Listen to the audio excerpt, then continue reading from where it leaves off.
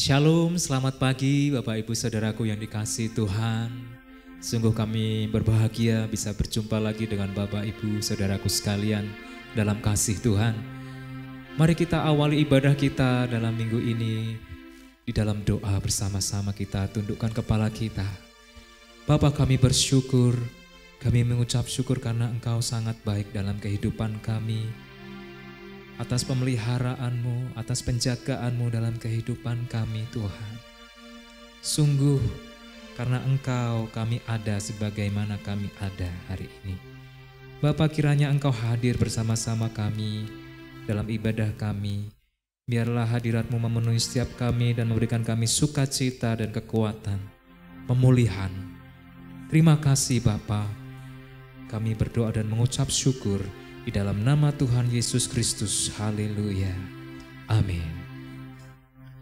Bapak Ibu Saudaraku yang dikasihi Tuhan, mari kita memujikan pujian berkat kemurahan-Mu. Kita merenungkan kasih Tuhan. Oleh karena kebaikan-Nya kita ada sebagaimana kita ada hari ini. Haleluya. Terima kasih Tuhan. Sungguh hati kami bersyukur. Haleluya.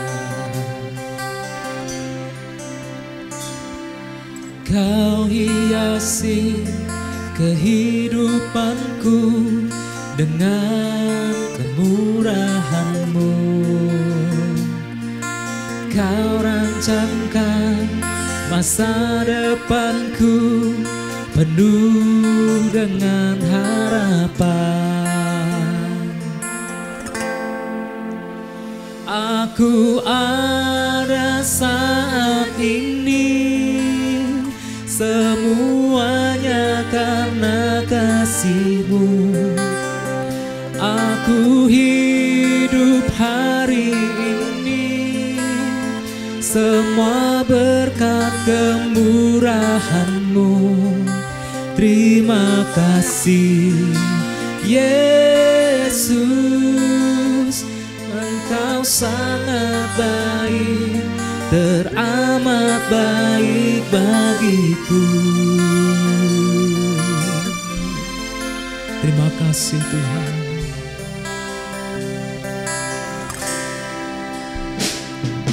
Kau hiasi kehidupanku dengan kemurahan-Mu.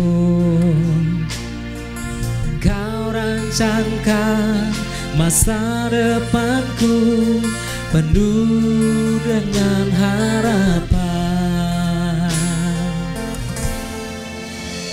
Aku ada saat ini, semuanya karena kasih-Mu.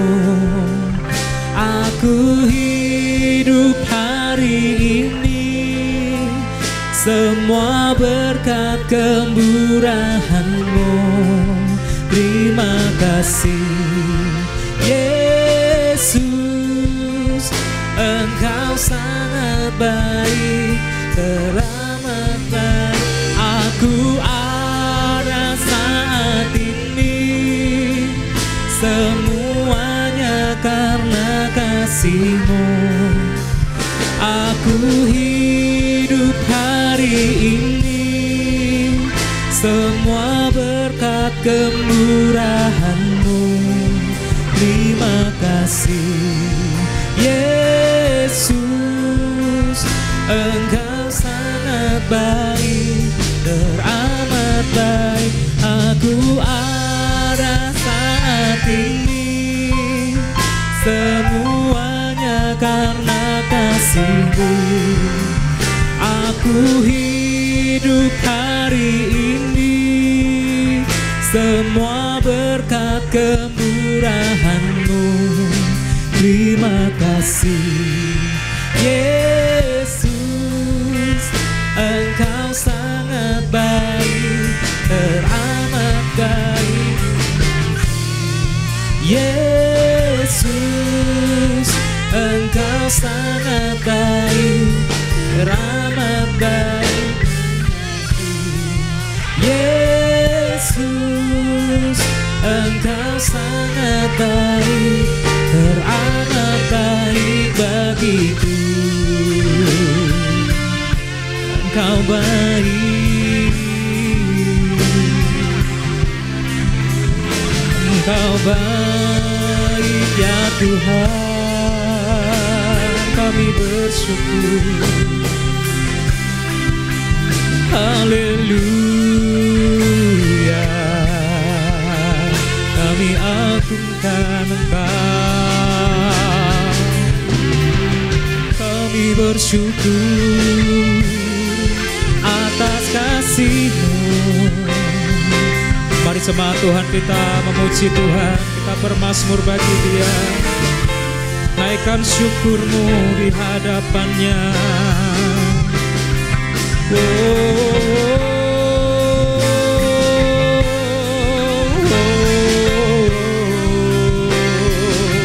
Kami bersyukur, terima kasih Tuhan.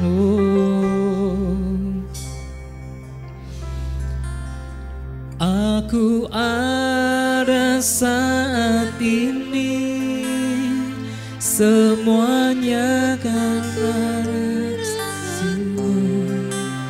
Aku hidup hari ini, semua berkat kemurahan-Mu. Terima kasih Yesus, Engkau sangat baik, teramat baik. Aku ada saat ini, semuanya karena kasih-Mu.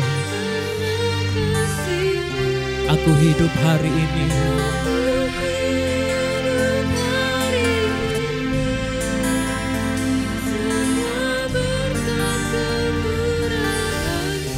terima kasih Yesus.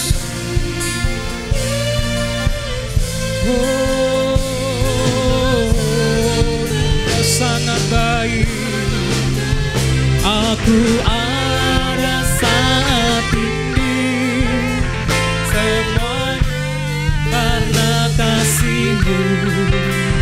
Aku hidup hari ini, semua berkat kemurahan-Mu. Terima kasih Yesus, Engkau sangat baik, teramat baik. Yesus, Engkau sangat baik, teramat baik. Terima kasih Yesus, Engkau sangat baik, teramat baik bagiku. Terima kasih Tuhan, Engkau sungguh sangat baik dalam hidup kami. Kami ingin memuji Engkau lebih semangat lagi Tuhan, karena Engkau sanggup mengatasi segala masalah dalam hidup kami. Amin. Allah sanggup melakukan segala perkara dalam hidup kita, karena Dia Allah yang Maha Kuasa. Haleluya. Mari kita bertepuk tangan bersama-sama.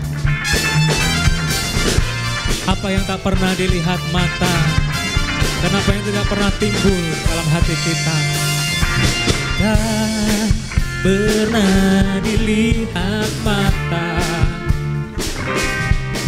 tak pernah didengar telinga, yang tak pernah timbul di dalam hati, semua disediakannya bagi yang mengasihi Dia. Allah sanggup melakukan segala perkara, dulu, sekarang, dan selamanya. Kuasanya tidak berubah. Allah sanggup melakukan segala perkara, dulu, sekarang, dan selamanya. kuasanya tak berubah. Haleluya. Oh, apa yang tak pernah dilihat mata, yang tak pernah didengar telinga, yang tak pernah timbul di dalam hati, semua disediakannya bagi yang mengasihi Dia. Allah sanggup, Allah sanggup melakukan segala perkara, dulu, sekarang, dan selamanya. Kuasanya tidak berubah. Allah sanggup melakukan segala perkara, dulu, sekarang, dan selamanya. Kuasanya tak berubah. Allah sanggup, Allah sanggup melakukan segala perkara, dulu, sekarang, dan selamanya. Kuasanya tidak berubah. Allah sanggup melakukan segala perkara, dulu, sekarang, dan selamanya. Kuasanya tak berubah. Allah sanggup, yeah. Allah sanggup melakukan segala perkara, dulu, sekarang, dan selamanya. Kuasanya tidak berubah. Allah sanggup melakukan segala perkara, dulu, sekarang, dan selamanya. Kuasanya tak berubah, dulu, sekarang, dan selamanya. Kuasanya tak berubah, dulu, sekarang, dan selamanya. Kuasanya tak berubah. Haleluya. Kuasanya ajaib dalam hidup kita. Segala kuasa kebangkitannya ada dalam hidup kita. Haleluya. Puji nama Tuhan. Ku mau hidup seturut kehendak-Mu ya Tuhan. Biarlah pujian ini menjadi doa bagi kita semua, supaya kita menghidupi kebenaran firman Tuhan.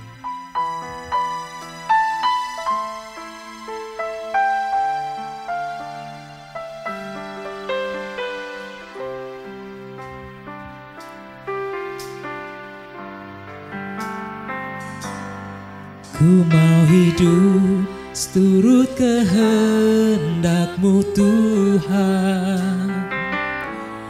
Ku mau memberi semua yang dapat ku berikan.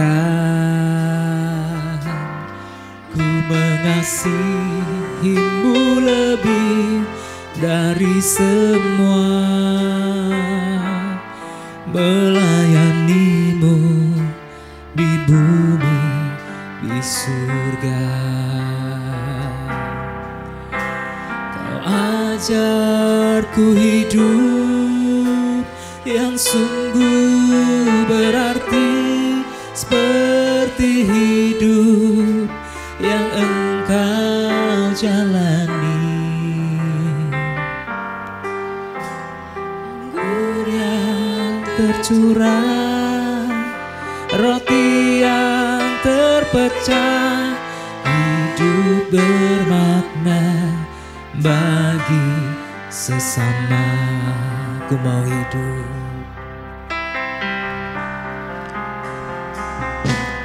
ku mau hidup seturut kehendak-Mu Tuhan. Ku mau memberi semua yang dapat ku berikan. Ku mengasihi-Mu lebih dari semua, melayani-Mu di bumi, di surga. Kau ajarku hidup yang sungguh berarti, seperti hidup yang Engkau jalani.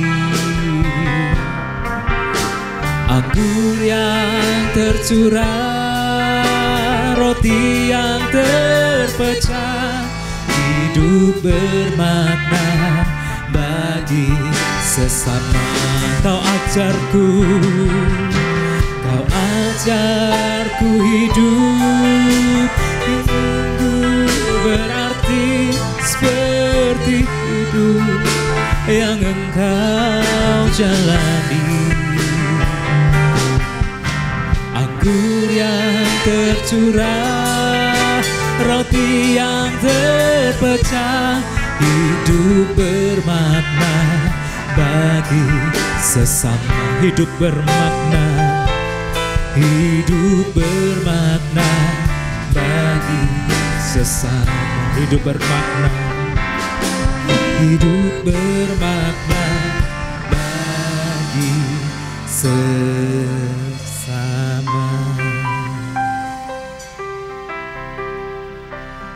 Kami mau hidup seperti Engkau hidup, ya Tuhan. Amin.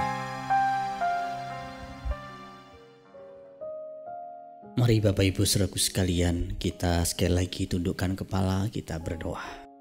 Kami mengucap syukur ya Bapa untuk kesempatan di mana kami boleh beribadah. Kami boleh memuji-muji, mengagungkan nama-Mu. Tiba saatnya kami mau mendengarkan firman-Mu, biarlah firman ini boleh memberkati kami. Dalam nama Tuhan Yesus Kristus kami mengucap syukur, kami berdoa. Amin. Saudaraku sekalian, menurut catatan Alkitab, ada dua sikap atau tindakan yang nampaknya sepele, sangat basic, sangat standar. Namun hal tersebut ternyata dianggap sebagai satu tindakan yang menyenangkan hati Tuhan. Bahkan dua tindakan ini adalah tindakan yang bisa dikatakan fondasi dasar dari semua tindakan yang lain yang bisa disebut menyenangkan hati Tuhan. Tanpa dua tindakan ini, tanpa dua hal ini, mustahil manusia bisa menyenangkan hati Tuhan. Hanya orang yang melakukannya kemungkinan besar tidak menyadari bahwa dua tindakan ini, dua keputusan ini sangat penting dan menyenangkan hati Tuhan. Apakah itu? Yang pertama adalah percaya kepada Yesus Kristus sebagai Tuhan dan Juru Selamat, dan yang kedua bertobat sungguh-sungguh. Dua hal ini memang seringkali disebut di dalam Alkitab satu paket. Baik Tuhan Yesus maupun para rasul seringkali tidak memisahkan, disebut secara bersamaan. Mari kita lihat satu persatu. Yang pertama, percaya kepada Yesus sebagai Kristus atau sebagai Mesias atau sebagai Tuhan. Satu kali Yesus Kristus pernah ditanya oleh orang banyak. Di dalam Yohanes pasal 6 ayat 28 sampai 29. Mereka bertanya, apakah yang harus kami perbuat supaya kami mengerjakan pekerjaan yang dikehendaki Allah? Versi terjemahan lainnya menyebutkan, apakah yang harus kami lakukan untuk menyenangkan Allah? Lalu jawab Yesus kepada mereka, inilah pekerjaan yang dikehendaki Allah, inilah yang menyenangkan Allah. Hendaklah kamu percaya kepada Dia yang telah diutus Allah. Saya yakin jawaban Yesus pada waktu itu di luar dugaan atau gambaran dari orang-orang yang menanti jawaban ini. Kenapa? Karena pada dasarnya mereka sudah tahu kurang lebih nanti jawabannya seperti apa. Seperti yang orang Yahudi ajarkan tentunya. Seperti yang mereka sering dengar di masyarakat, bahwa kalau kita mau menyenangkan hati Allah, Kalau kita mau menyenangkan hati Tuhan, ya kita harus melakukan berbagai ritual tertentu. Kita harus banyak berpuasa, berdoa. Kita harus memberikan persembahan-persembahan tertentu, korban-korban tertentu, melakukan amal tertentu, dan harus melakukan hukum-hukum Allah. Tidak boleh ada satupun yang salah. Saya yakin itulah gambaran yang pertama kali akan muncul dalam benak mereka. Yesus kurang lebih akan menjawab seperti itu. Tapi jawaban Yesus Kristus ternyata beda sekali. Yesus tidak menjawab bahwa kamu harus melakukan ini dan itu. Kamu harus memberikan korban-korban. Kamu harus mengikuti ritual-ritual tertentu. Kamu harus melakukan hukum-hukum tertentu. Justru yang Yesus katakan itu sesuatu yang mengejutkan mereka. Yesus berkata, justru yang harus kamu lakukan adalah hendaklah kamu percaya kepada Dia yang telah diutus Allah. Jadi yang dimaksudkan Yesus begini, yang penting itu bukan pertama-tama kamu melakukan sesuatu buat Allah. Kebalik, yang penting itu agar kamu pertama-tama percaya dulu apa yang Allah kerjakan buat kamu, buat manusia. Bukan manusia berbuat sesuatu dulu bagi Allah, tetapi manusia percaya dulu bahwa Allah telah berbuat sesuatu yang luar biasa, yang spesial buat manusia, dan manusia harusnya percaya. Apa itu? Karena begitu besar kasih Allah akan dunia ini sehingga Ia telah mengaruniakan anaknya yang tunggal, telah mengutus Yesus Kristus datang ke dunia ini sebagai pendamaian atas dosa-dosa kita. Jadi manusia tidak mungkin bisa menyenangkan hati Allah kalau manusia sengaja menolak apa yang Allah kerjakan untuk manusia. Oleh karena itu kalau kita membaca dalam Alkitab pemberitaan Injil, disebutkan di sana bahwa orang-orang yang percaya kepada Kristus diselamatkan, yang tidak percaya dihukum. Jadi ada konsekuensi dari ketidakpercayaan. Misalnya dalam Markus pasal 16 ayat 16, siapa yang percaya dan dibaptis akan diselamatkan, tapi siapa yang tidak percaya akan dihukum. Yohanes 3 ayat 36, barang siapa percaya kepada anak ia beroleh hidup yang kekal, tapi barang siapa tidak taat kepada anak ia tidak akan melihat hidup, melainkan murka Allah tetap ada di atasnya. Cuman manusia itu memang sifat dasarnya sombong. Manusia berpikir keselamatan di dalam Kristus itu terlalu sederhana, terlalu gampang selamat begitu. Saya punya cara sendiri untuk selamat. Saya bisa sendiri selamat dengan kekuatan saya sendiri. Itu sebabnya manusia dengan berbagai macam cara berusaha untuk bisa menemui Allah, mencari Allah dengan cara-caranya sendiri. Tapi manusia tidak akan mampu. Kalau manusia mampu sejak awal, Allah tidak akan mengutus putranya yang tunggal mati ganti dosa manusia. Ini ibarat manusia sudah masuk dalam satu lumpur hisab, sudah tinggal kepalanya yang tenggelam. Allah menurunkan pertolongan lewat putranya, tapi manusia malah menolak tangan putranya, menolak uluran tangan putranya yang tunggal, dan kemudian berkata, aku sendiri bisa, aku gak perlu diselamatkan.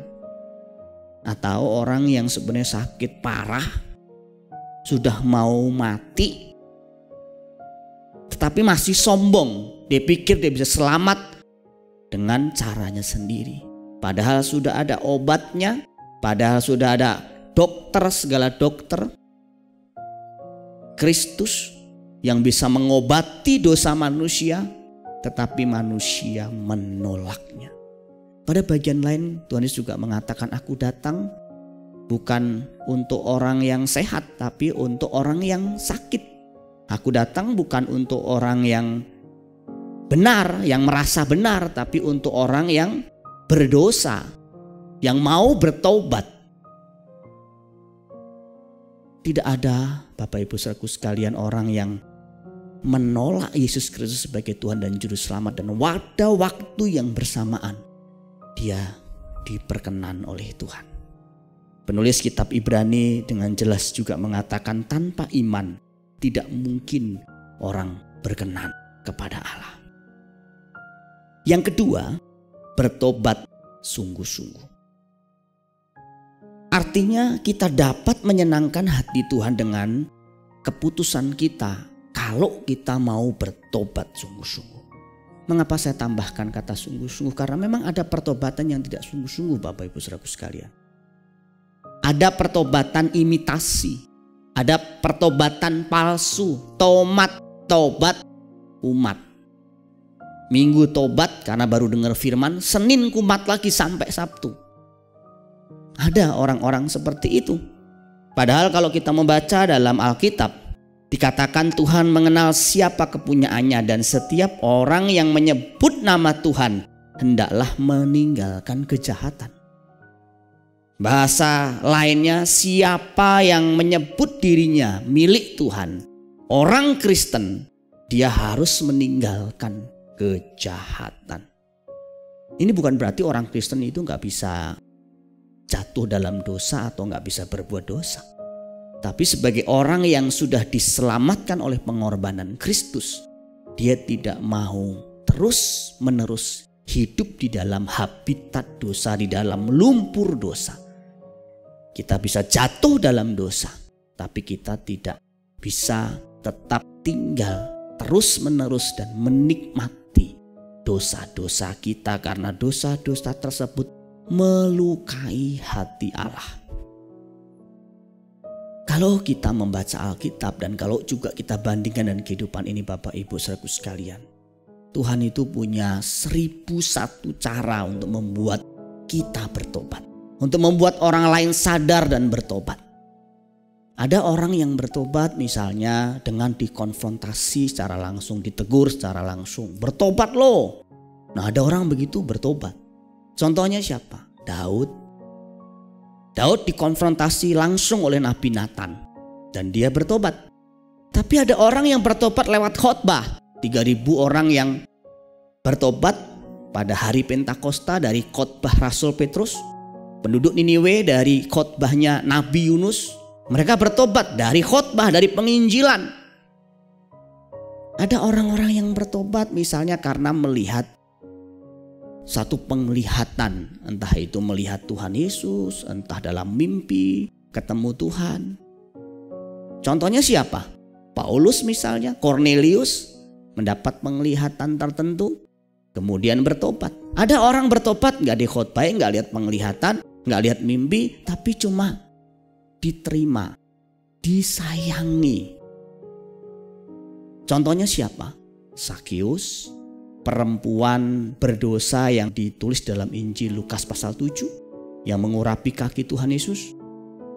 Tidak disebutkan Tuhan Yesus memberitakan Injil kepada mereka untuk mereka bertobat, tapi mereka bertobat. Sakius misalnya, serta-merta dia membuat satu pengakuan bahwa dia akan menjual hartanya, sebagian akan diserahkan kepada orang-orang miskin, dan untuk orang yang pernah diperas dia akan ganti 4 kali lipat.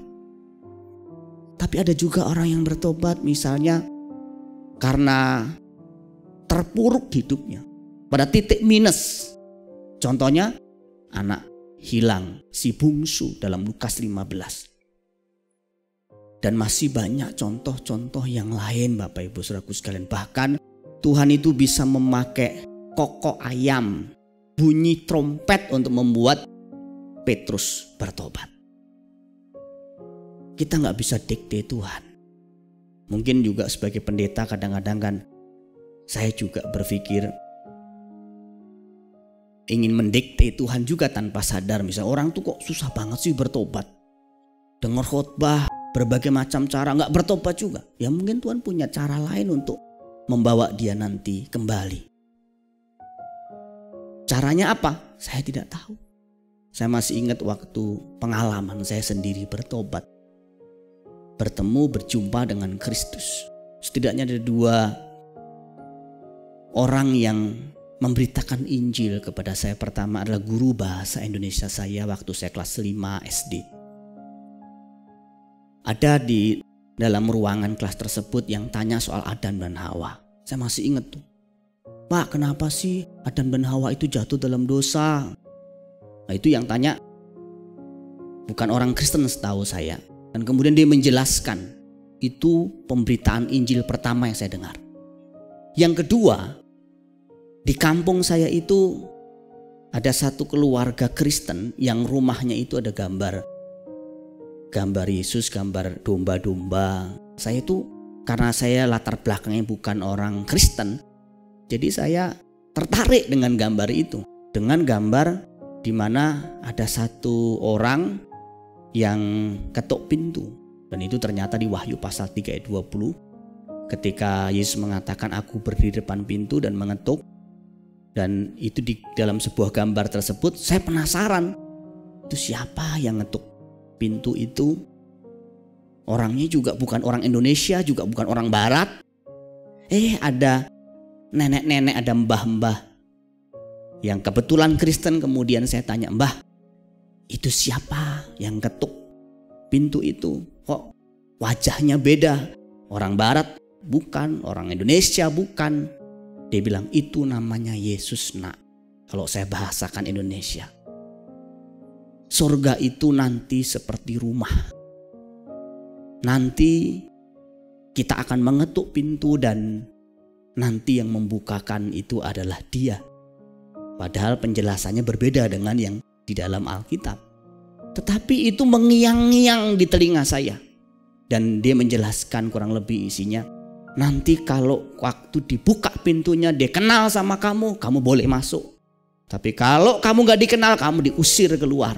Waduh, gimana nek caranya supaya saya bisa kenal sama yang punya surga? Dia bilang, kamu harus percaya Yesus, kamu harus ke gereja. Itu pemberitaan Injil yang paling sederhana, yang membuat saya, kalau saya menceritakan ini masih merinding, saudaraku sekalian. Ada begitu banyak cara Tuhan menyadarkan kita, membuat kita kembali kepadanya. Kalau kita membaca Alkitab juga, pertobatan yang serius itu selalu ditandai dengan satu kesadaran. Kemudian disusul dengan penyesalan yang mendalam akan dosa-dosanya, pengakuan yang tulus. Contohnya ya anak bungsu dari cerita anak yang hilang itu. Alkitab mencatat dalam Lukas pasal 15 ayat 17 bagian A di sana, lalu ia menyadari keadaannya. Di ayat-ayat berikutnya dia mulai buat satu pengakuan. Dia mau ngaku sama ayahnya bahwa dia telah berdosa kepada ayahnya dan juga berdosa terhadap surga. Dia sebenarnya juga mau ngaku. Dia mau minta supaya aku gak layak jadi anakmu, jadikan aku budakmu saja. Tapi bapaknya gak kasih kesempatan ngomong lebih jauh. Waktu datang, bapaknya sudah lihat dari jauh, dipeluk anaknya, dicium anaknya. Kemudian waktu dia ngomong, Bapak, aku telah berdosa kepada Bapa dan kepada surga. Mungkin dia mau ngomong yang lain, tidak dikasih kesempatan. Kemudian bapaknya langsung bilang sama para pembantunya, cepet kasih jubah, kasih cincin, kenakan cincin dan sepatu buat anakku yang hilang dan telah kembali ini.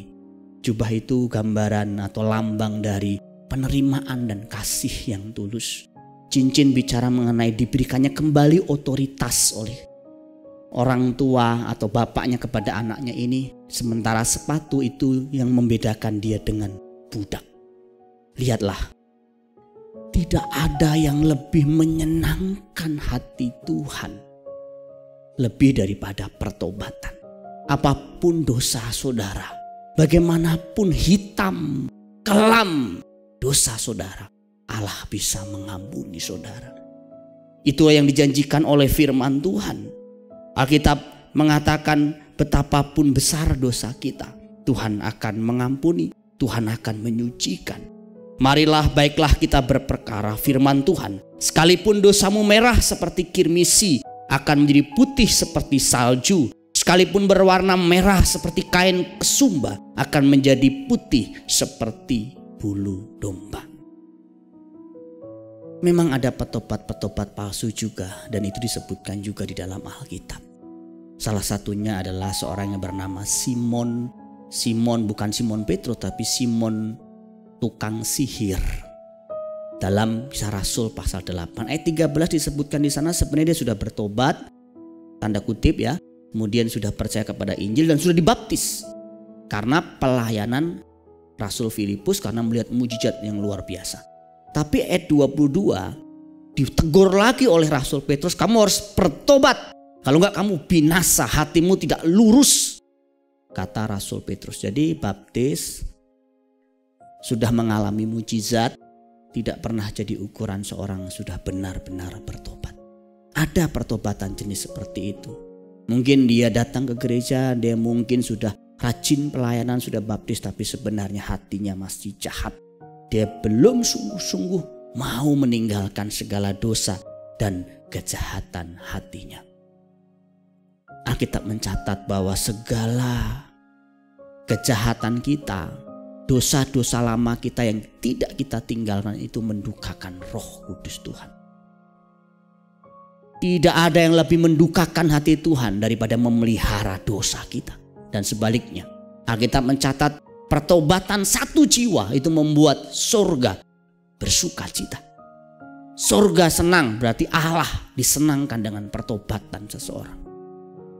Dan Alkitab juga jelas mengatakan, karena kekerasan hatimu yang tidak mau bertobat, kamu telah menimbun murka Allah. Apakah kita mau bikin Tuhan murka atau Tuhan senang? Tergantung keputusan kita. Kita mau bertobat atau kita mau keraskan hati. Itu pilihan saudara sekalian. Amin untuk firman Tuhan hari ini. Mari kita tunduk kepala, kita berdoa. Kami mengucap syukur untuk kesempatan kami boleh mendengar firman-Mu ya Bapa. Biarlah firman yang kami dengar ini boleh menyadarkan kami betapa Allah mengasihi kami dengan kasih yang kekal, dengan mengirim putranya yang tunggal mati ganti dosa kami. Biarlah kami yang mendengar berita ini, mendengar firman ini dan belum sepenuhnya percaya kepada Kristus sebagai Tuhan dan Juru Selamat, kami boleh mengambil keputusan untuk percaya. Dan kami yang sudah percaya tapi belum meninggalkan segala dosa-dosa dan kejahatan kami mau bertobat sungguh-sungguh, memulai menata kehidupan yang baru di dalam Kristus, menjadi ciptaan yang baru yang menyukakan hati Bapa Surgawi. Terima kasih Bapa untuk firman-Mu. Biarlah ini boleh menjadi bekal untuk kami boleh menyenangkan hati Tuhan di hari-hari yang akan datang. Di dalam nama Tuhan Yesus Kristus kami mengucap syukur, kami berdoa. Amin. Bapa, kalau sebentar kami juga mengakhiri ibadah ini, berkati hamba-hamba-Mu, para pelayan Tuhan yang dengan setia menyelenggarakan ibadah ini dan juga jemaat Tuhan. Jemaat yang telah setia juga beribadah dan memberi persembahan syukur mendukung pekerjaan Allah. Engkau memberkati mereka, Engkau memberikan kesehatan, kekuatan, dan apapun yang mereka kerjakan, kiranya Tuhan buat berhasil, nama Tuhan dipermuliakan. Mari jemaat yang dikasihi Tuhan, arahkan hatimu ke tangan-tanganmu, terimalah berkat Tuhan. Tuhan memberkati engkau dan melindungi engkau. Tuhan menyinari engkau dengan wajahnya dan memberi engkau kasih karunia. Tuhan menghadapkan wajahnya kepadamu dan memberi engkau damai sejahtera. Berkat itu datang dari Allah Bapa kita di surga, kasih sayang dari Tuhan kita Yesus Kristus serta pimpinan penyertaan Roh Kudus akan memimpin menyertai hidupmu. Mulai hari ini sampai Maranatha, Tuhan datang kedua kali menjemput kita sekalian dalam awan-awan permai. Sama-sama ini berkati kita berkata, amin. Saudaraku sekalian, ada beberapa hal yang ingin saya infokan. Yang pertama, ibadah minggu depan tetap melanjutkan seri bagaimana kita bisa menyenangkan hati Tuhan bagian yang ketiga atau bagian penutup. Kemudian tanggal 31 Januari itu adalah hari ulang tahun GBI SBC dan kita nanti akan memperingatinya dalam ibadah online seperti ini dengan mengambil tema ambisi ilahi. Kita ada doa bersama via Zoom, dilakukan setiap hari Kamis jam 8.30. Saya mengajak Bapak Ibu dan jemaat semua bisa bergabung bersama-sama. Dan yang terakhir, Bapak Ibu saudaraku sekalian yang rindu memberikan persembahan syukur, Bapak Ibu bisa mempersembahkan melalui via transfer ke nomor rekening gereja yang tertera di awal dan di akhir video ini. Kiranya Tuhan memberkati kita sekalian. Amin.